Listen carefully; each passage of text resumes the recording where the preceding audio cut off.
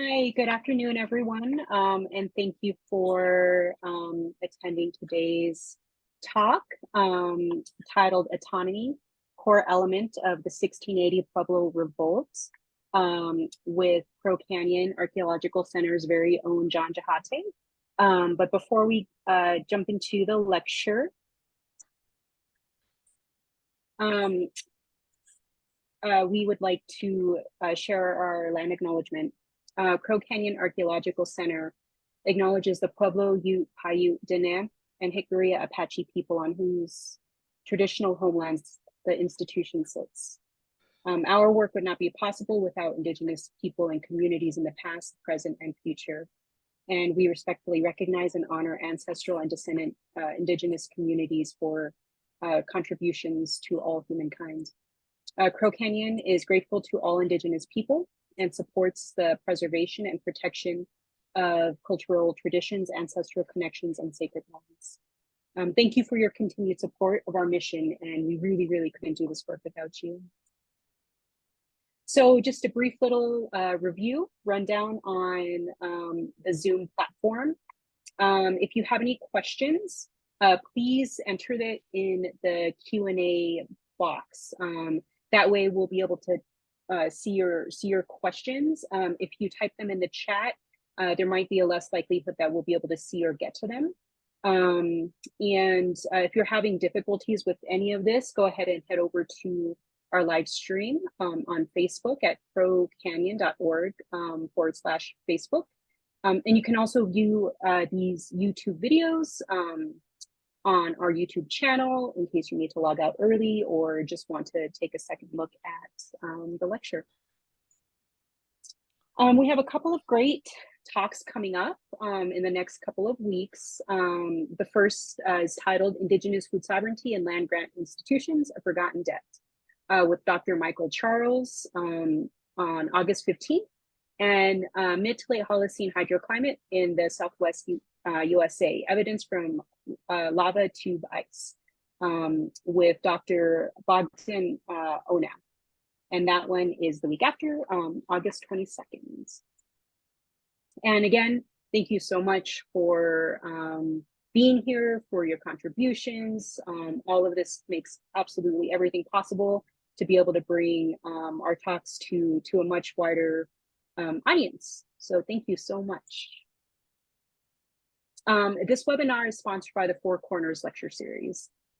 This lecture series includes 12 local organizations, all of whom share in their missions a dedication to the protection and preservation of cultural and historical sites and resources, and furthering knowledge about the Four Corners region. Okay, so we will go ahead and jump into today's talk. So certain words become symbols. Crowds shouting USA, USA stir emotions of fervent nationalism. America is one of those words, often being synonymous with freedom, self-determination, or independence. These concepts are the foundation of this country. Many Americans associate these concepts with the Declaration of Independence and the Revolutionary War, which most learned in high school history. Even immigrants seeking citizenship learn this about America. Refugees and immigrants gather at our borders because of what the term America symbolizes. East Coast 18th century colonists sought their independence from a monarch, albeit on land already inhabited by a multitude of diverse autonomous indigenous civilizations.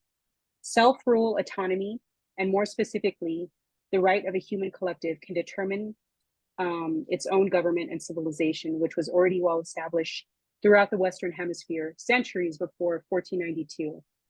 However, this part of the US history is often not taught, nor is the historical event of the Pueblo Revolt of 1680. 94 years before the Declaration of Independence was envisioned by its writers, the ancestors of today's Southwest Pueblo peoples were forced to resort to violent opposition to the invaders of their homelands.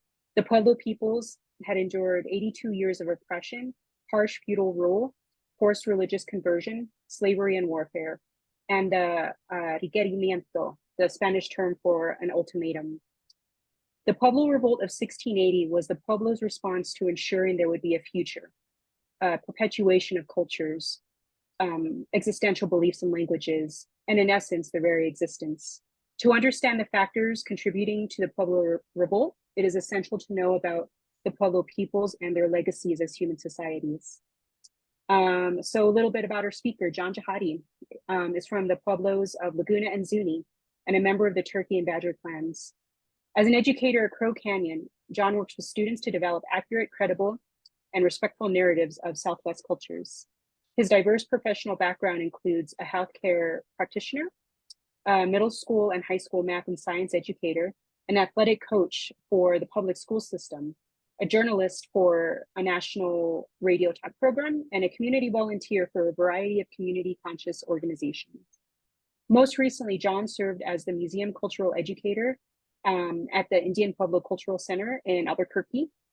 A Vietnam era veteran, John received a number of community, military, service-related, and professional commendations. He was also a fellow of the Kellogg National Leadership Foundation program. He is a lifelong resident of New Mexico and his tribal nations, and is a father of 2 children. So with that in-depth introduction, we will go ahead and turn this talk over to John Ghahate.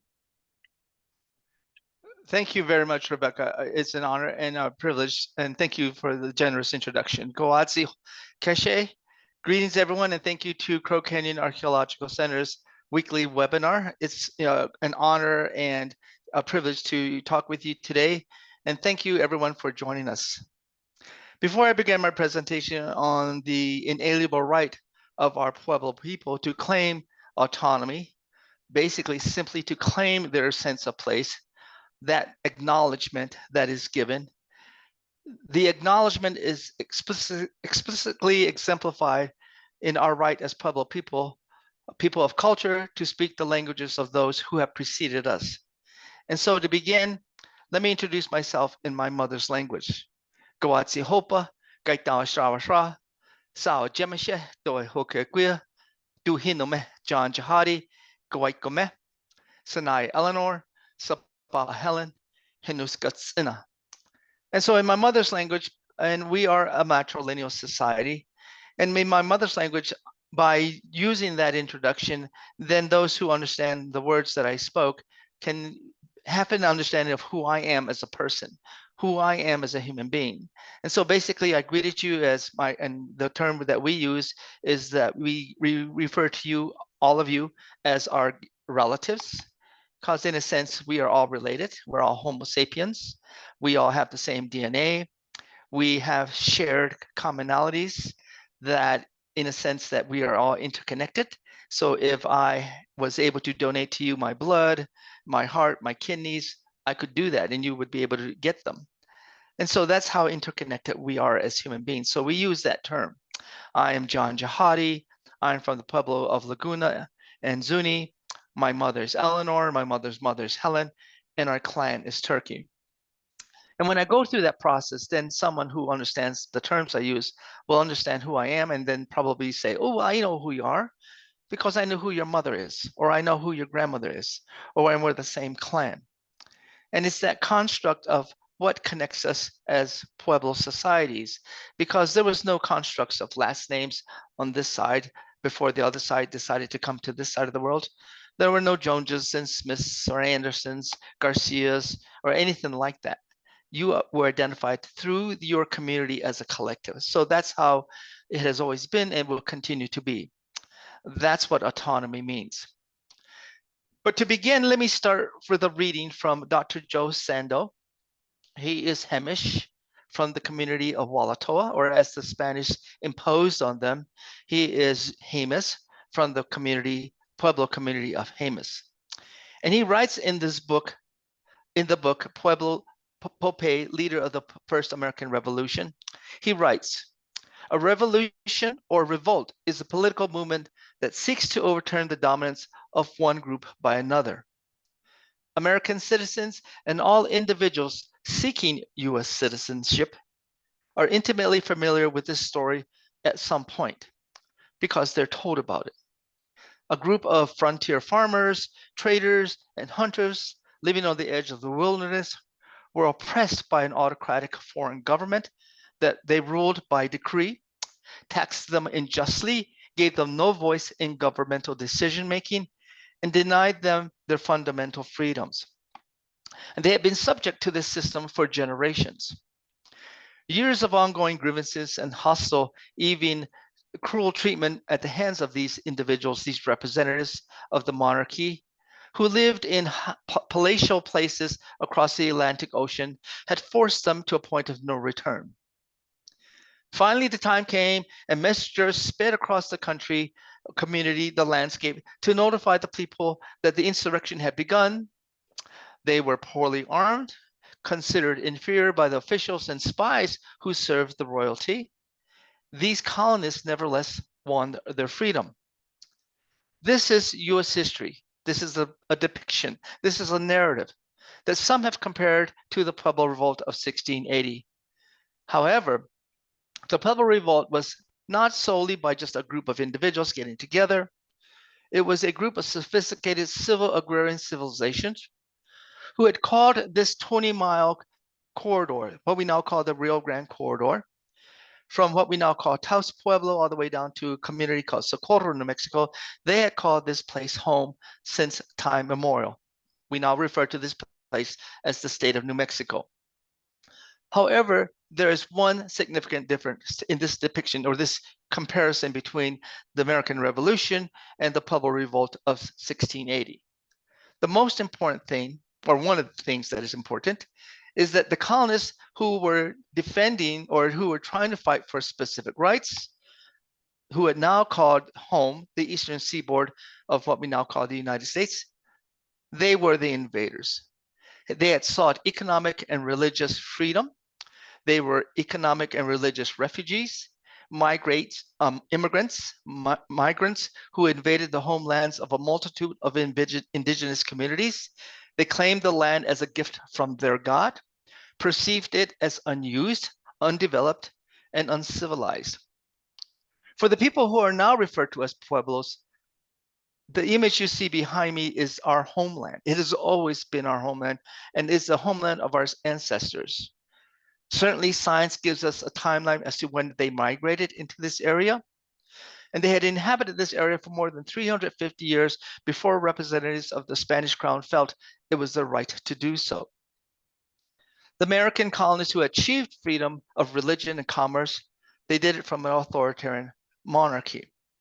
For the Pueblo people, the Pueblo Revolt was a fight not only to restore their right, not just to right to have their own existential belief systems, not just their freedoms, but most importantly, their right as human beings to sustain their rights as human beings, their rights to simply instill and believe, as well as perpetuate all that gave them and continues to give them a sense of place. This is what this presentation is all about. And so I am glad that I have the opportunity to share that with you, because this is what helps us as Pueblo people, even in the year 2024, and with every expectation for generations to come, that we will still have these components of what it means to be a civilization, what it means to be a society, and most importantly, what it means to be a community. So let me begin by sharing my screen with you and kind of go through the things that we hold as part of history, the things that help us understand as a part of being a human being. Oh, I forgot to, there we go. So what, as an educator, one of the things that I perhaps have embellished and learned is that if I don't give my students, in this case, you, my audience today, what I'm going to talk about are the things that we're going to focus on. So these are some of the things that I would like to present to you, that to understand really the focus or the content of what the Pueblo Revolt was, you really need to understand, at least be exposed to who the Pueblo people were, their core concepts as a society, what gave them the essence as a human community. And then at the same time, compared to what we all, and I say all, we, because as a student having to go on through public school, these are some of the things that I was taught. what it means about 4th of July, the Declaration of Independence, this term that we now see in the Declaration of Independence called an inalienable right. All of these things were part of our education, and all of us have been exposed to that. But few of us has been exposed to what it means to be or have the knowledge of what we now refer to as the Pueblo Revolt. And then also, what were the outcomes of the Pueblo Revolt? How did the society change? What were the adaptations? And every living thing on this planet that we reside on has to adapt to whatever environment it's exposed to for continued survival as well as for resilience. That's what all living things, all living species do. And then most importantly, how is this thing still relevant and important to us today as Pueblo people as we think about continuing into the future? Obviously, this is a very important document to all of us. It's a very important part as we move toward this very special event in our society over the next 94 days that we as the participants of a community are collected together. But obviously, 94 years before this particular event occurred, there was something going on this side. There was a group of human beings who felt that they were not included, that they were not part of a society, that they had rules that were imposed upon them. Most importantly, there was this policy that the Spanish crown incorporated called the encomienda and the recuerdo. The recuerdo, basically, as the Spanish began to encourage into this area, there was something that changed for them as early as 1542. Certainly, it had been almost 50 years since this person, Columbus, had come to this side of the world. And we know, most importantly, because the Spanish did one thing, and we can certainly give them some degree of credit. The Spanish wrote stuff down, and we can look at what the Spanish wrote from many different sources.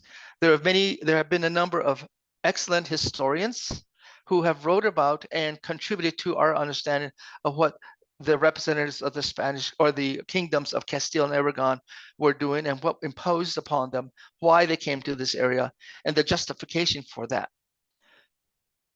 A Dominican priest by the name of Bartholomew de las Casas changed or helped change that mentality of not simply seeing them as slave fodder, as humans to oppress and to kill and outright exterminate.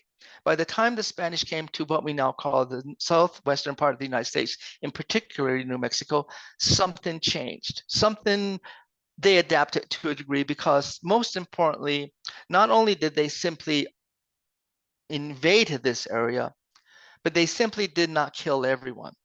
Certainly, there are episodes and instances of a attack, a hostile takeover, a execution, and groups of individual efforts to suppress the individuals. But most importantly, the Spanish crown incorporated a specific policy called the encomienda, which is basically very similar to a feudal construct that was part of Northern Europe at the time. The landowner had the land, the serfs and the individuals, so people working on the land had certain responsibilities. This unspoken, unwritten contract, I guess you'd say, was part of what a feudal construct was. And the groups of human beings who had lived in this region, and this is the unique thing and the very fortunate thing that I get to work with the fantastic group of educators and academics and researchers at Crow Canyon. We know that science helps us understand that humans have been on this part of this land for a very, very, very long time. And we can see the evidence of that. We see many places around the Southwest and evidence of being an agrarian society, societies that had some level of leadership, some level of social structure, some level of incorporating science as part of their societies. And we, from northern Mexico all the way up to southern Colorado, we see evidence throughout this region of who these people were as it applies to them as a society, a human society. And some of those characteristics that define these human societies are pretty much the same things that define any society on both sides of this planet. Most importantly, that transition to an agrarian society, the constructs and the learned and adapted skills that come with groups of human beings to learn to cultivate crops, to feed everyone in the community, to then learn to live and through problem solving skills, as well as learned skills to provide housing for everybody, to have a social structure that everybody's going to treat everyone the same way, that everyone is going to have some construct within their society to exist as a group of human beings. Certainly there was groups of people that you would perhaps maybe differentiate one from another. Maybe they spoke different languages, maybe they had different cultures, different ceremonies, different belief systems. But what science has not found yet, perhaps maybe we will find it. And I heard an interesting term used this past weekend when I attended an archaeological conference, was that it was a perceived interpretation. Certainly we can look at the evidence that we find in many places. Archaeologists do that every single day. Anthropologists look at this as well. But we interpret some of this information because, unfortunately, the people who created these structures that we see throughout the Southwest really did not leave us a lot in terms of information or who they were as human beings. They left us the structures. They left us evidence of their being here, but unfortunately, they didn't tell us a lot about who they were. So whatever notions and theories and ideas of who they were are simply that. We can base them on evidence, but we still don't have all the evidence. And so science gives us some degree of knowledge of who they were. And from the evidence that is provided, we can make these understandings. We can make these points out of who they were as a society. We know that there was economic trade throughout the region because in Chaco, as well as Mesa Verde and other places, we see seashells, we see macaw feathers, we see cacao residue. None of those things are part of this region. The most important commerce item that we can certainly associate and what is the basis for civilization, established sustainable civilizations in the Southwest, is corn. Science helps us understand that corn was begun to be grown at least 9,000 years ago in a certain region in northern Central America, southern part of Mexico, what we now call Mexico. And then eventually at a certain point, it comes up into this region. And by 1600, the people who are residing in what we now call the Eastern Seaboard, when the Jamestown is founded in 1602, the people there are growing corn. And then eventually by 1620, when the Pilgrims come to Massachusetts, those people are growing corn. But we know it's corn, its origin. So there's commerce, there's trade. And most importantly, as human beings have always understood, there are some understandings of their own perceptions of what it means to be a human being. What does death mean? All of those things that eventually result into some existential or spiritual constructs, which can be differentiated from religion. And so that's an important part, as I'll point out a little bit later on. And most importantly, there, as I said, having a society, a community with some degree of leadership, some degree of having some collective understanding that everybody's going to do something, that no one's just going to be causing issues for everybody. This is what it means to be an autonomous society or autonomous community, that everybody contributes, everyone participates. And I'm sure human beings, being human beings, we don't have evidence though, or perhaps maybe there are some who interpret it as evidence of that there was either significant conflicts, there was all outright warfare amongst different groups. But again, human beings sometimes do stupid stuff to one another, to their own individuals, their own family members, because we still see that today.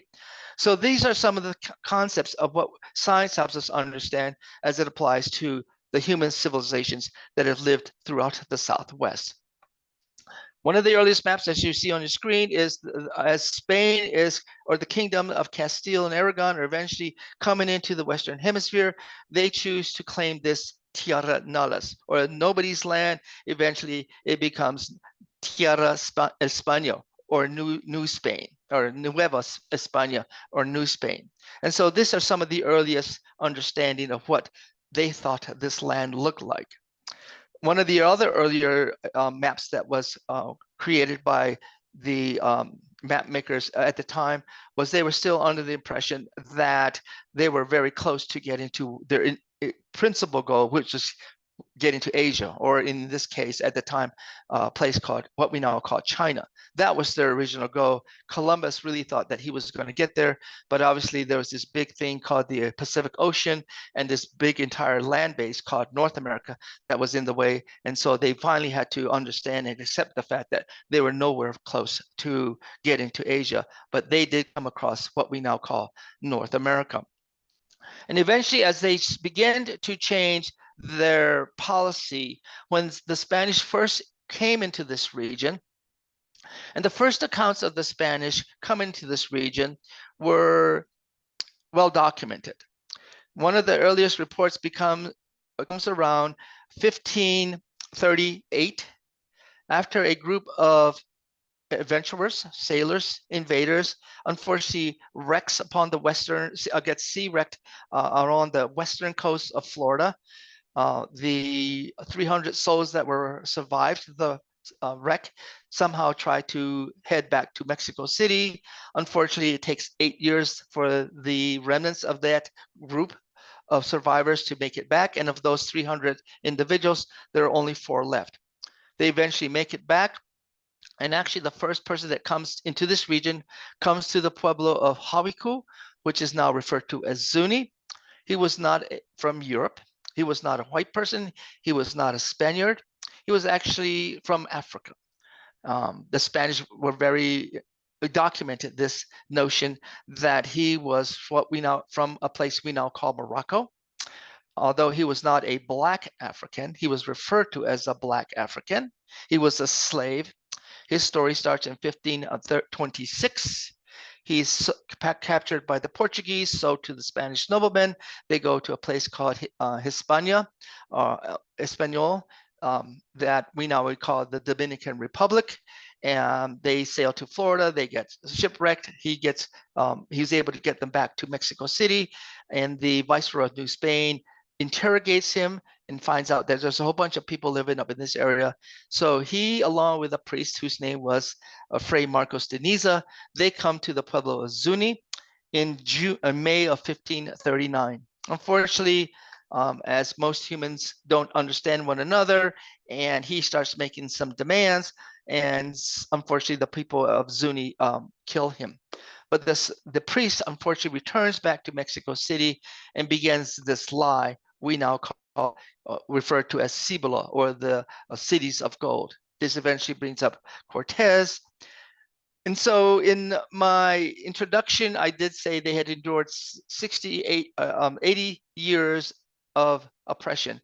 However, the impact of the Spanish crown, the hostility, the violence, the oppression begins as early as 1540, when Coronado attacks the Pueblo Zuni. He then also attacks some of the pueblos, what we now call around the community of Albuquerque now, as well as north of Albuquerque. He decimates and kills many of these people. So the history and the influence of the Spanish crown has already begun well before 1600. Eventually, nothing is found that is very significant commerce to Coronado, and so it takes another 50 years for the Spanish to agree to really invest into coming up here. All the while, the Pueblos knew of the hostility and the violence that the Spanish had brought. So when the next Spaniard came to this region, his name was Don Juan de Oñate. He comes up into what we now call the region of the central part of the Rio Grande corridor, to the Pueblo of Kiwa. We now refer to, as people now refer to the as Santo Domingo. He brought those two policies, those two components of the Spanish authorities, the encomienda and the recordamiento, basically saying that we are here representing our God through the lineage of the disciples and Jesus and the Pope, that he is passed on to our king. We represent the king, and we're here to take over the land. You can do the things we want you to do, but if you don't do it, we can enslave you, we can take away your children. It won't be your fault, it will be your fault. That was referred to as the recordamiento. Eventually, he makes it up to what we now call as Okeawenge in the late fall, early winter of 1598. Eventually, fortunately for him, the people of Okiawenge are generous. They allow him to stay in the region. They give him some provisions. He actually claims that area as the first capital of the new kingdom of the Western world, and it was called San Gabriel at the time. Unfortunately, Don Juan de Oñate is not a really nice person. He creates some problems. He has affairs with his soldiers' wives.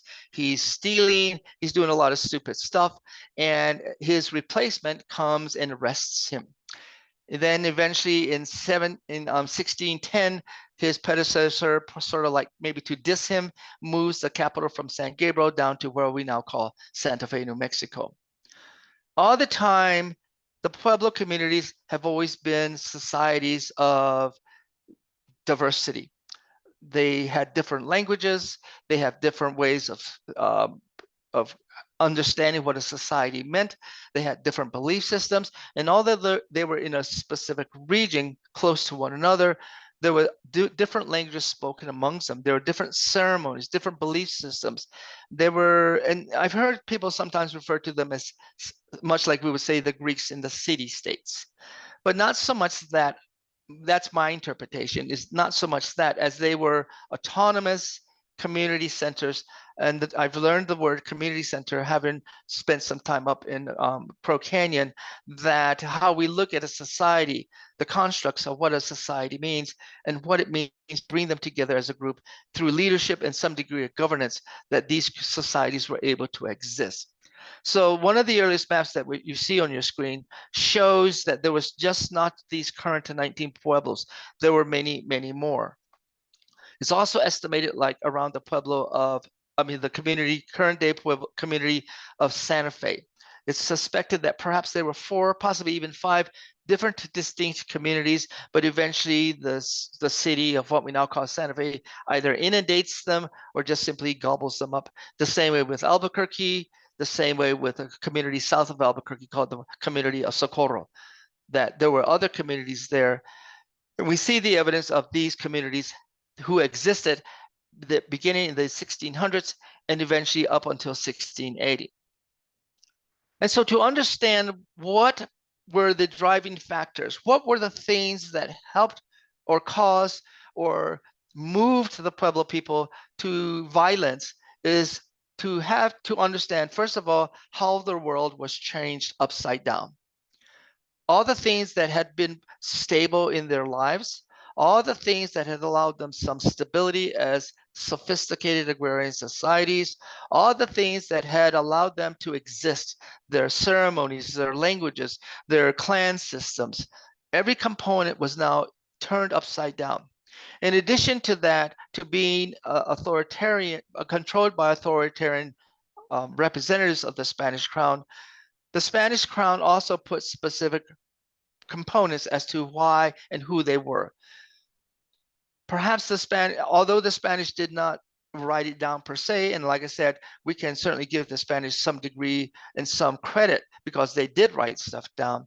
One thing we have not found, or I have not found in my research, is that we don't know what caused them to now begin to refer to these agrarian societies slightly different than throughout the region our other neighbors, our Diné neighbors, Apaches, Comanches, Utes, Paiutes, Yaquis, Tarahumara, many other groups of human beings were living in this region, but perhaps the Spanish didn't see them in that same regard.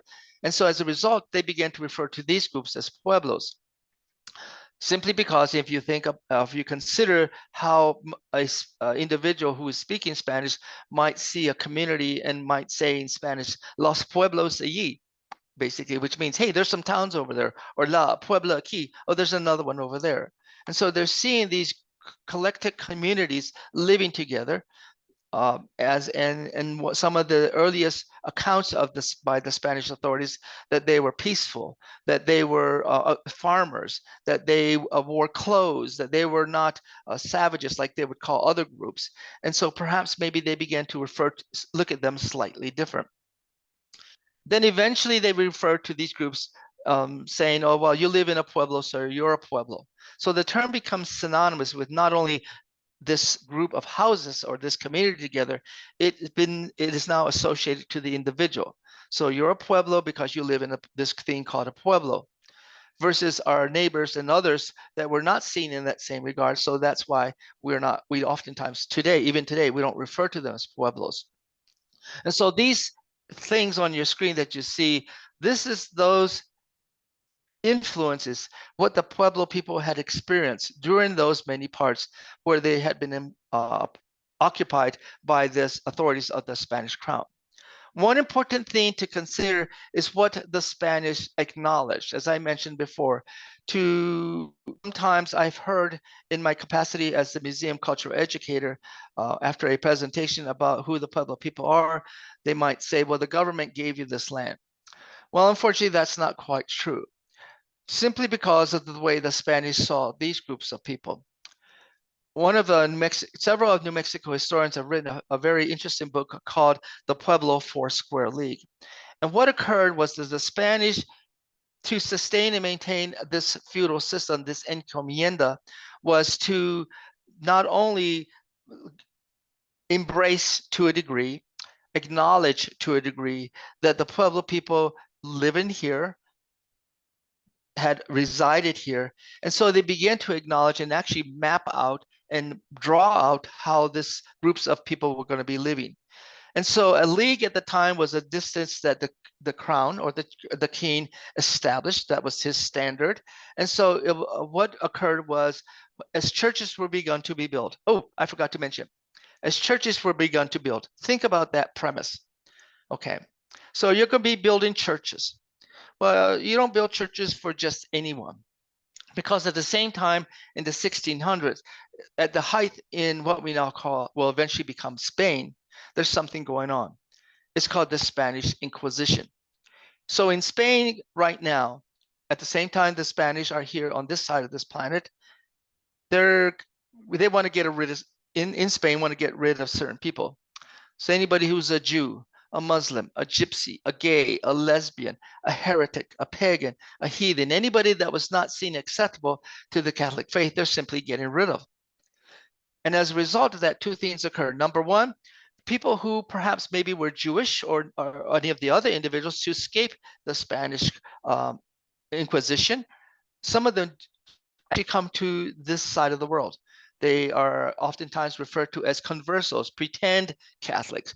They might do the sign of the cross, but again, people question, well, are you really Christian inside? Are you really Catholic inside? And so the Spanish had this sort of policy of how you're going to tell versus how you're going to tell someone who is really devoted to the Catholic faith versus someone who simply doesn't want to die. So those were called the conversos. But the second thing that was happening here, the Spanish began to build churches. And if anybody has the opportunity to go to any of our pueblos, you'll see right in the center of town churches that were built. Most of these churches were begun to be built in 1602. And some of them are still very utilized even today. They have been certainly renovated and rebuilt, but most of these churches in most of our communities were begun to be built in 1602. And so consider that. This is 5 years before Jamestown is founded and 15 years even before the Pilgrims get to Massachusetts that the Spanish are building churches. So this is what the construct of the Pueblo League was all about. And so trying to just, as a math teacher, I always think about math. So this is an sort of an image of what a Pueblo League was. So from the center of town where the church was, the Spanish authorities would measure a league in all the four cardinal directions. And so a league was about 2.6 miles, which is a 5.2 miles on one side and another side. And if a 1 square mile equals 640 acres. And so if you multiply all of those things together, one Pueblo League of a community is 17,305.6 acres. That's what the Spanish acknowledged. And so to address the statement of they gave it to you, no, they acknowledged the land. They said, okay, you guys are here, let's measure it out, and you guys stay over there. And this is equally important even today. If anybody has the opportunity to drive around New Mexico, you'll see little signs on the side of the road. It will say Baca land grant. Chavez land grant, Garcia land grant. If you drive up into Taos, New Mexico, the first sign you see, it says you're entering the Cristobal de la Sierra land grant. These are the land grants that the Spanish authorized and acknowledged. And this is why, and this is what contributes to why there are certain decisions, even in the year 2024, that are still very prevalent and important to us as Pueblo people. So the Pueblo Revolt was really a combination of influences of oppression, certainly by the authorities of the Spanish crown, but most importantly, contributing factors also included a significant drought. Some archaeologists have done research on the impact of drought over those last 10 years from 1670 to 1680. And as a result, the drought doesn't just affect the Pueblo people, it probably affects all surrounding communities as well. So they want to eat, they want to have food, so they begin to cause problems and issues for these communities. Further continued issues related to drought, oppression, forced religious persecution. And so some of the Pueblo leaders are saying, well, you know, the reason why all of these things are happening is because we're getting away from our traditional belief systems. So they really put in a significant effort into revitalizing their traditional beliefs. And then again, then the Spanish kind of pressed down harder.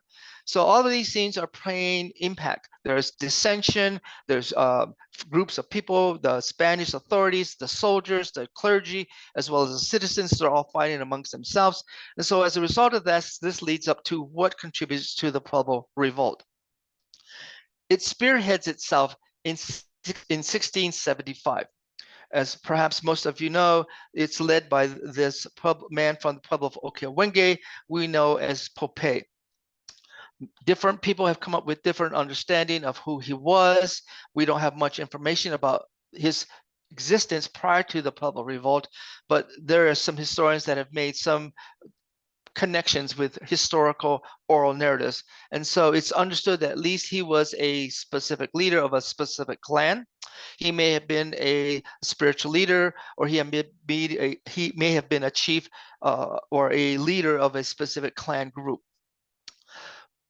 One of the things that the Spanish had incorporated into these communities were these individuals that were like spies. They would be tattletales on their neighbors. So they would say, well, hey, you didn't go to mass, or you didn't do this, or you didn't do that.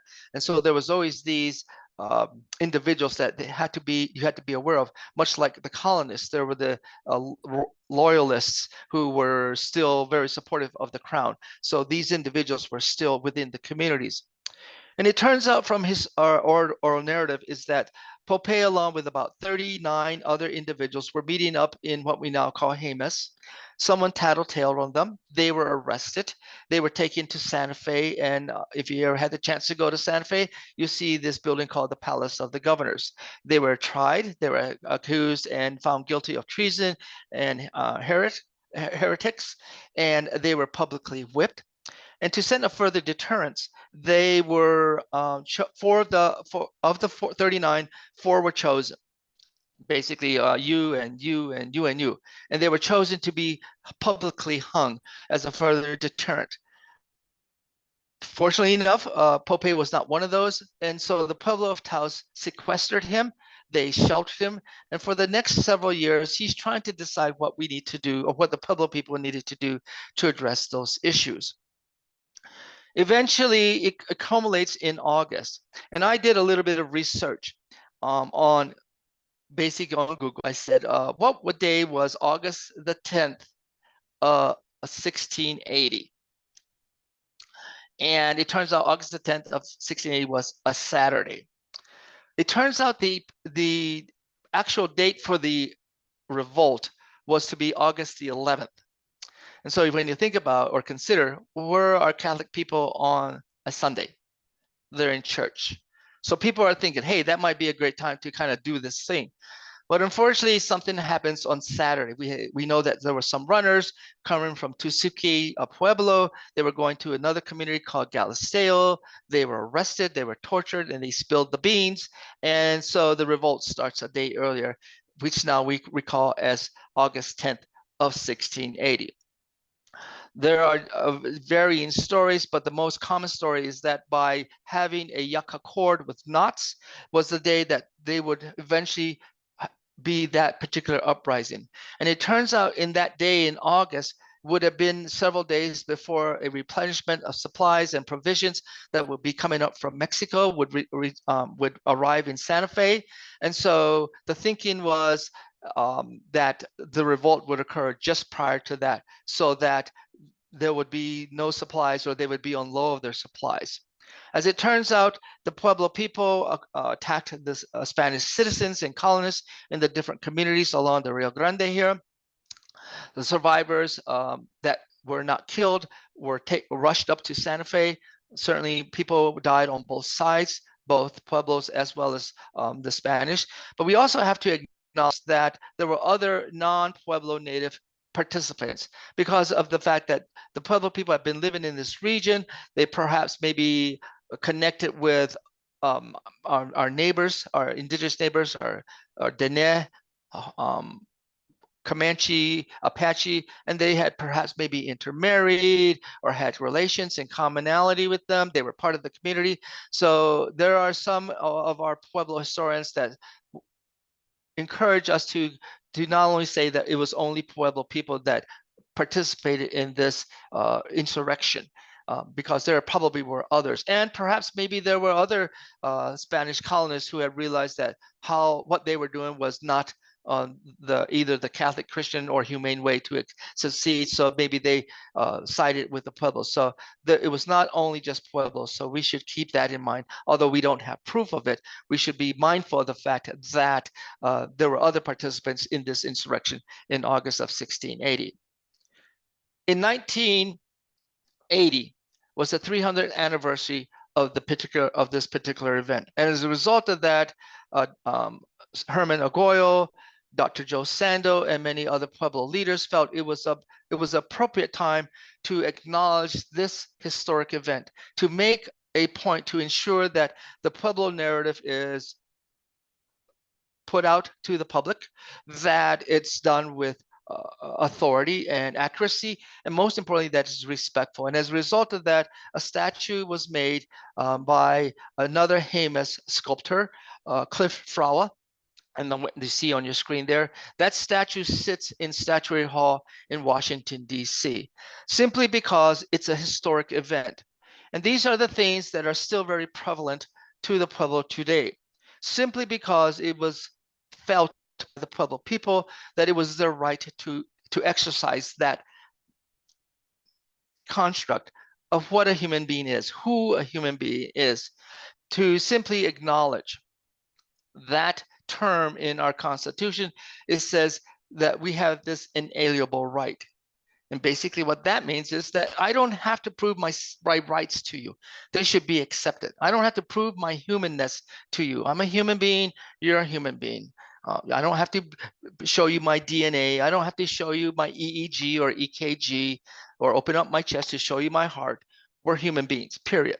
That's a given. That these communities have always been here. They've sustained themselves as autonomous and self-governing. They've always had specific components of their culture, the things that have allowed them to exist, but all the while being having that ability to adapt and hybridize, because many of our ceremonies and cultures and belief systems have been blended with other communities, because that's what human beings have done. In addition to that, these communities have always been self-sustaining, particularly because they are farmers. They create in food enough to feed society. But eventually, certainly over time, then we now become part of American society. But eventually that took some time as well. The Pueblo cultures have always been having some existential constructs, that they've had some cultural diversity, that even that you can, if someone was knowledgeable, you could say, okay, that group is, if I hear their voice, or if I hear their song, if I see their ceremonies, I know, oh, that's from Zuni, or I know that's from Okewenge. That's that cultural diversity that's still very prevalent in our days today. In closing, it's important for us, or for all of us, to consider what US history is about. And it's through this concept of autonomy that we can have our sense of place.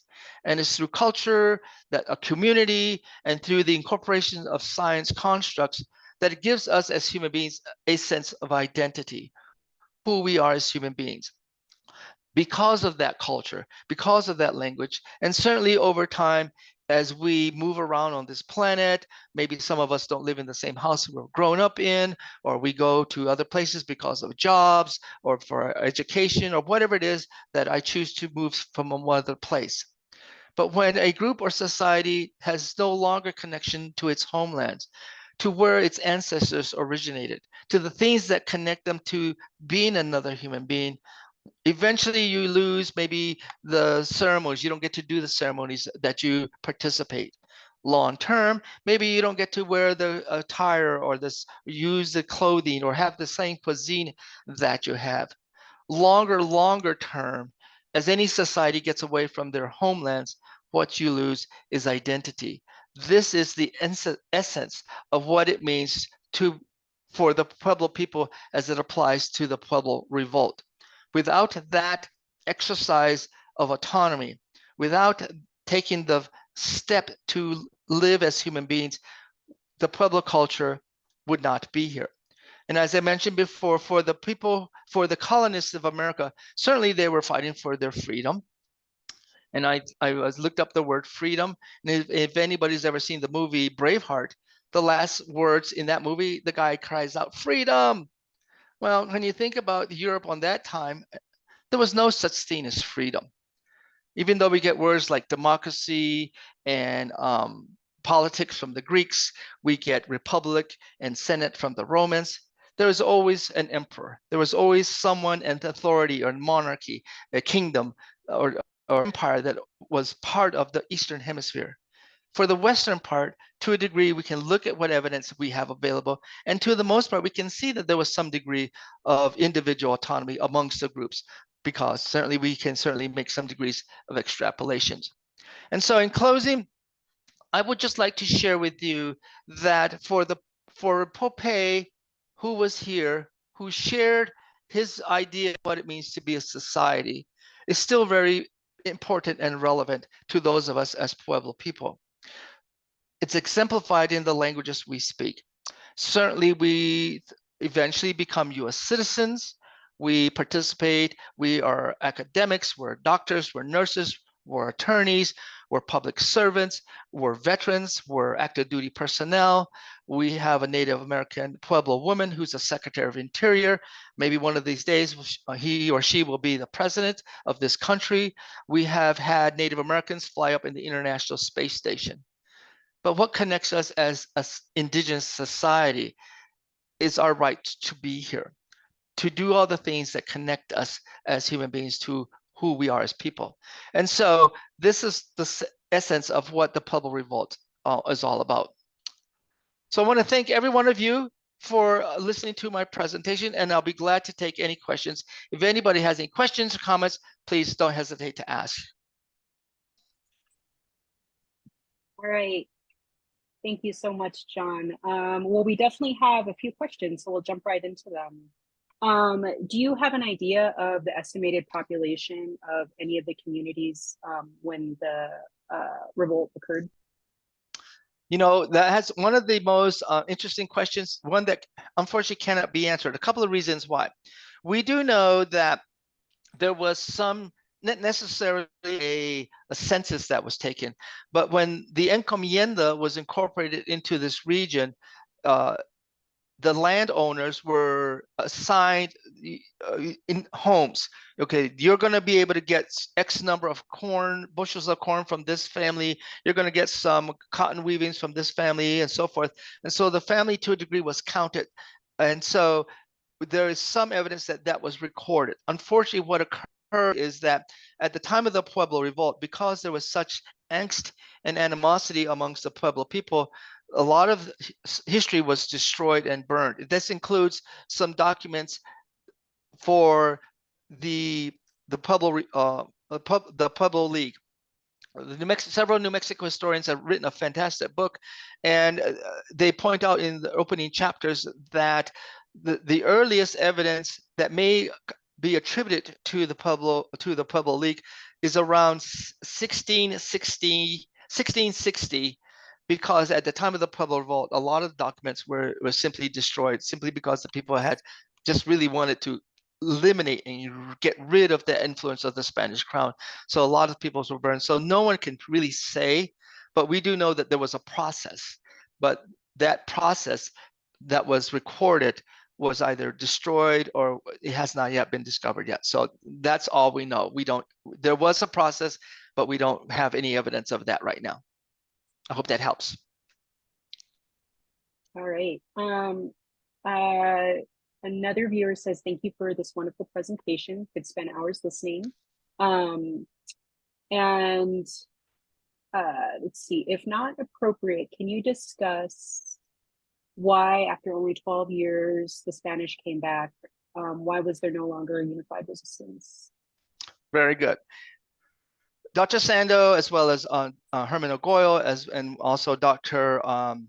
Joe Sweeney, have written a number of publications on it. And from the oral narratives, and along with what the Spanish wrote, a couple of things occurred.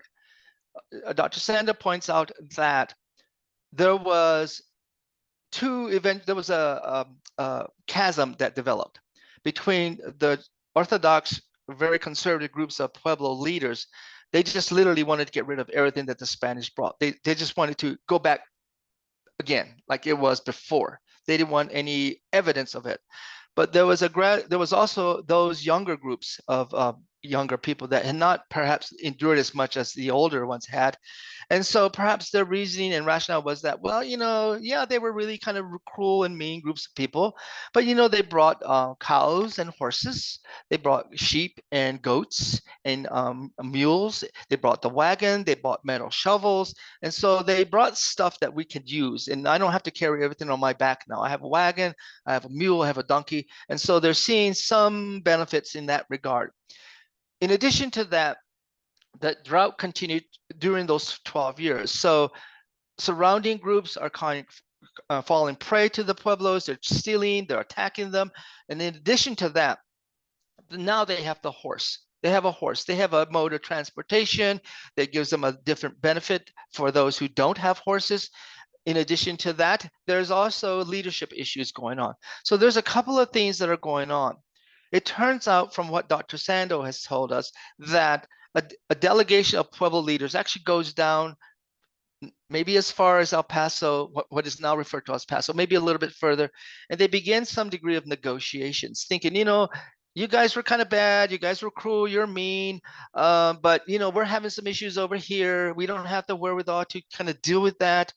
Would you be thinking about coming back? But you kind of calm it down a little bit, be a little bit nicer, don't be so hard. And so there was some dialogue that began after 1690, but by 1692 they do return, but it's not completely benevolent.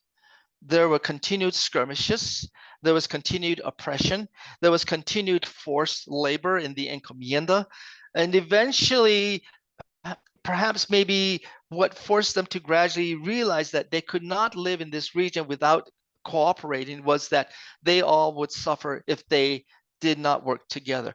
They have raids coming from the groups of people, the weather is an issue, water is an issue, crop failure is an issue. And so without cooperation of one another, they could not exist as these two permanent civil societies. And that eventually, this is what we have today. And so New Mexico has always been diverse. And when the Spanish came, even though there were these different languages, other pueblos learned how to speak Spanish.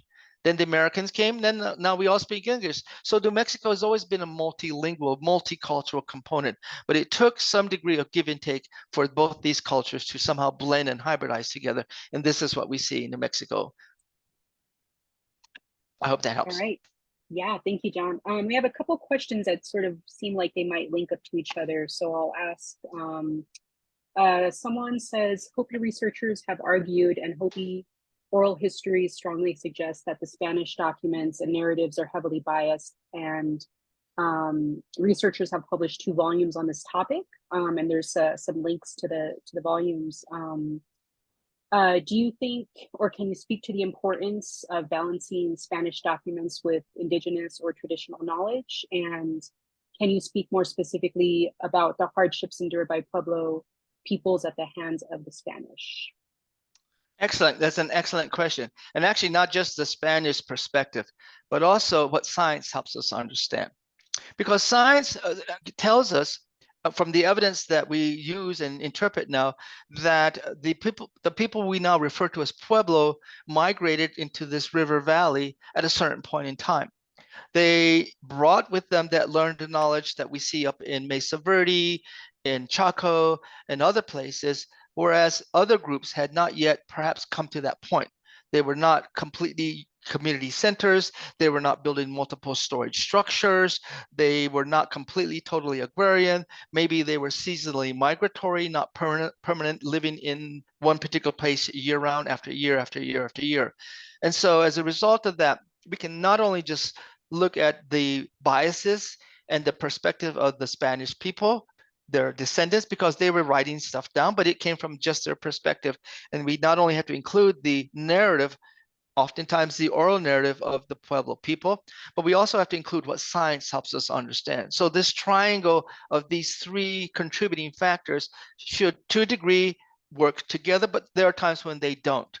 But it's, I guess you would say, impudent that one group can say, well, your perspective is wrong, mine is the right one. We have to blend them together and find some commonality. And there are times when they're coalesced together, and there are sometimes they're significantly apart. But that doesn't mean one side is wrong, because each of our Pueblo communities have our origin stories, have our stories of where we emerged from as human beings. But then science will tell us something slightly different. But that doesn't mean that they're wrong and science is right, or vice versa. So it's helpful to understand that how stories are essential to that sense of place. Who I am as a human being is part of that narrative. And it's, again, when the Spanish did come here, they simply imposed their right to say, your way of living, your way of belief is wrong. We're going to bring it to you. But if you don't accept it, then it's your fault because you didn't accept what we had. And that was the principle of the recuerdo. But as far as the trauma that the Pueblo people incurred, I guess certainly I could give examples, but what I would like the person who asked that question to take away from that particular question is the resilience and the perseverance of the culture, the people, that because they endured that myself as well as others who are referred to as Pueblo, we're still here. We still speak the languages, we still dance in the ceremonies, we are all of those things that encompass us as human beings. So we are, and oftentimes I will say, I don't speak on behalf of them, I speak because of them, because they were here and they were resilient, they suffered and they endured. I get to be here. I hope that helps. All right, thank you, John. We are a little bit past the top of the hour, so we have a handful of questions we're not going to be able to get to, but please reach out to Taylor or John or myself. We'll make sure we can get these questions answered. And yeah, just thank you for just email me or email Taylor. She'll refer them to me, and I'll be glad to answer them.